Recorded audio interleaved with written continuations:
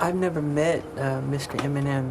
Stevie said he's bull. Is what he said. The first line of that song is "Your butt is mine." Todo mundo conhece o Michael Jackson como o maior artista da história. O cara que dominou o mundo com música, dança e hits que atravessaram gerações. Mas o que pouca gente sabe é que enquanto Michael estava no topo, uma guerra silenciosa acontecia nos bastidores. E não era com qualquer pessoa, era com artistas gigantes. Hoje vamos ver histórias do Michael que envolvem muito dinheiro, ego e poder. E vamos descobrir como que o maior artista de todos os tempos acabou se envolvendo em tantas tretas. Em 2004, Michael estava no momento mais fragilizado da sua vida. O julgamento estava em andamento e a imprensa estava destruindo a sua imagem diariamente. E para piorar tudo isso, chega um dos maiores rappers do momento e faz piada disso em um clipe. Eminem estava no auge absoluto. O álbum Encore estava prestes a sair e então ele solta a primeira música, Just Lose It.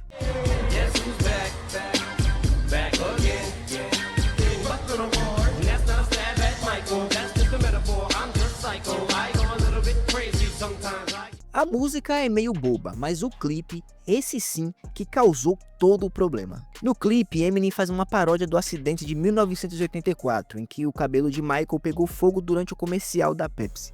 E ele faz referências a cirurgias plásticas e ainda cutuca diretamente o julgamento de abuso sexual que estava rolando naquele momento. Mas depois de ver isso, Michael não ficou quieto. I've never met Mr. Eminem, and do something like that was pretty painful as an artist to another artist. He should be ashamed of himself, what he's doing. O que chama a atenção aqui é o tom. Michael não atacou nem mandou uma alfinetada para Eminem. É como se ele dissesse: "Você me machucou." E isso, vindo do artista mais poderoso e influente da Terra, tem um peso enorme. A Black Entertainment parou de exibir o clipe após a reclamação de Michael Jackson. Já a MTV e outras emissoras continuaram passando ele. Já o Eminem acabou pedindo desculpa em uma entrevista e depois não falou mais nada sobre o assunto. Yeah, that wasn't intentional, but I'm just happy that Michael Jackson is hurting me. The fact that he's hurting me is, you know, that does me enough. Mas aí que vem o golpe final de Michael. A Sony Music, empresa que Michael tinha 50% de participação, comprou a Famous Music da Viacom por 370 milhões de dólares. A Famous Music tinha o direito de mais de 125 mil músicas, incluindo todo o catálogo de Eminem antes de 2006.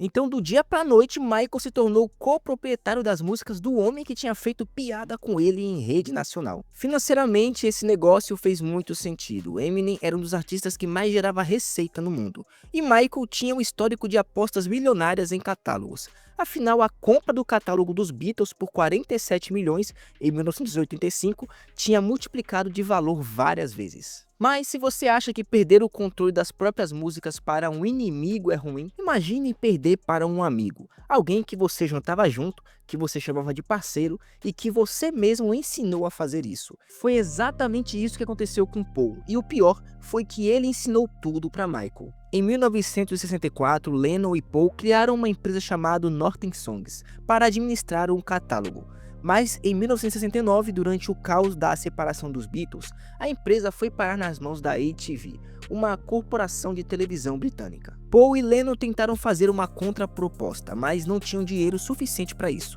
Quando Michael apareceu na história, Paul já estava sem as músicas há 16 anos. A ferida então era antiga. Durante as gravações de Pipes of Peace em 1983, Michael ia toda noite para a casa de Paul jantar e conversar. Mas foi em uma dessas noites que Paul cometeu um dos maiores erros da sua carreira. Ele trouxe um caderno grande com cópias de todos os catálogos de músicas que ele havia comprado através da própria empresa. Michael então ficou de queixo caído com o conceito de que você podia ser dono de direitos de músicas com um investimento. Então Paul explicou como tinha perdido os direitos das suas primeiras músicas e passou a comprar catálogos de outros artistas para compensar isso. Michael ouviu tudo e brincou: "Um dia eu vou ser dono de suas músicas." Mas Paul achava que isso era piada, mas não era.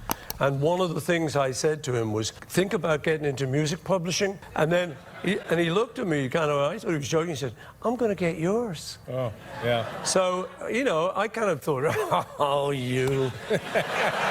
E foi aí que a história de amizade dos dois começou a acabar.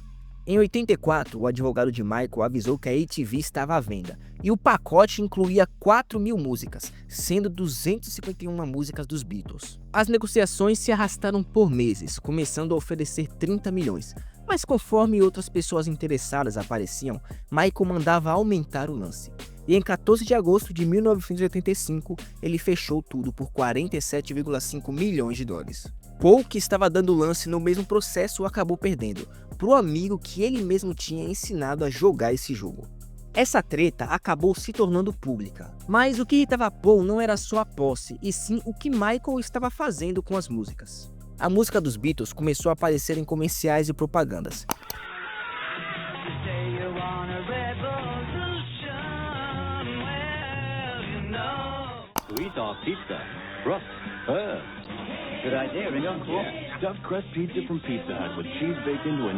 Paul ficou indignado porque os próprios Beatles tinham recusado sistematicamente esse tipo de uso ao longo da carreira deles, mesmo com várias ofertas aparecendo. Para ele, isso destruía o legado das músicas. Anos depois, Paul achou que merecia um aumento pelo seu catálogo. E então ele escreveu algumas cartas para Michael pedindo a revisão dos royalties depois de 30 anos de músicas de enorme sucesso. Michael respondeu Paul dizendo que isso era simplesmente negócio.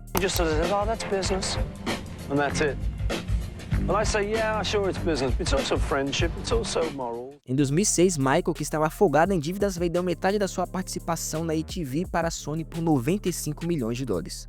Para Paul, era de mal a pior. O amigo que comprou suas músicas agora estava passando para uma mega corporação, tudo contra o que eles acreditavam. Depois que Michael morreu, em 2009, acabou circulando o boato de que ele havia deixado o catálogo dos Beatles para Paul no testamento, mas Paul veio a público negar. O próximo capítulo é um pouco diferente, porque existem brigas que não acontecem apenas em escritório, mas sim em palcos e estúdios. E ninguém travou uma guerra tão longa, tão pessoal e absurda com Michael do que Prince. Os dois nasceram no mesmo ano, eram gênios, obcecados por controle criativo e os maiores artistas da geração deles. Em qualquer outra realidade, eles seriam melhores amigos, mas nessa aqui, eles mal se suportavam. E tudo começou por causa de Thriller. Em 1983, James Brown convidou Michael para o palco, e Michael arrasou como sempre. I love you, baby. Yeah. I love you. E então, ele falou no ouvido de Brown e sugeriu que ele chamasse Prince para o palco. Prince estava no início da sua carreira, ainda longe do estrelato que havia com Purple Rain, um ano depois. Então ele subiu no palco, arrancou a camisa e fez uma imitação estranha de Jimi Hendrix na guitarra. Ele também se pendurou em um poste cenográfico que caiu junto com ele no chão.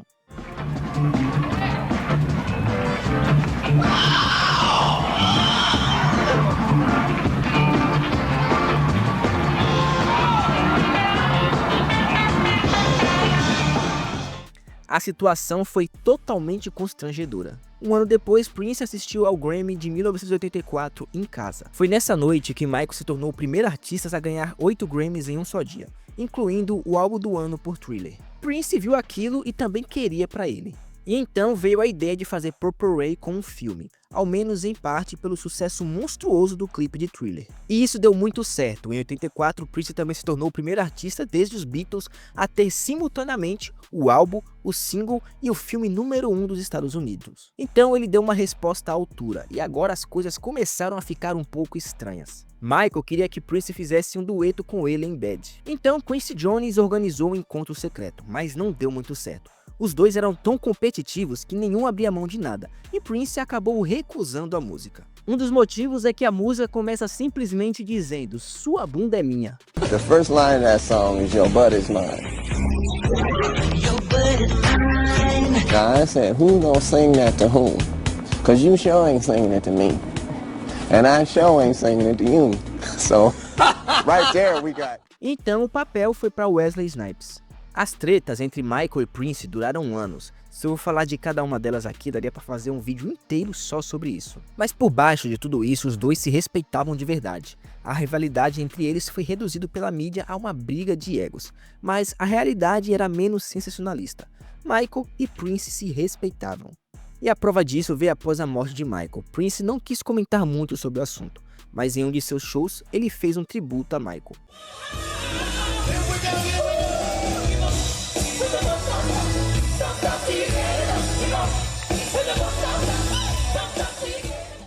Prince era um rival, alguém do mesmo tamanho, do mesmo mundo e jogando o mesmo jogo que Michael. Mas o próximo capítulo que vamos falar aqui é sobre um tipo diferente de inimigo. Não um artista, mas um homem que controlava o dinheiro. Ele era o homem que decidia quais músicas iam chegar nas rádios, quais álbuns que seriam promovidos e quais artistas que seriam silenciados. E Michael foi o único grande o suficiente para ir de frente com ele, com um cartaz de diabo na mão. Nos anos 90, Tommy Mottola era talvez o executivo mais poderoso da indústria musical americana. Ele era CEO da Sony Music e tinha feito Whitney Houston, Celine Dion e Mariah as maiores divas pop do mundo.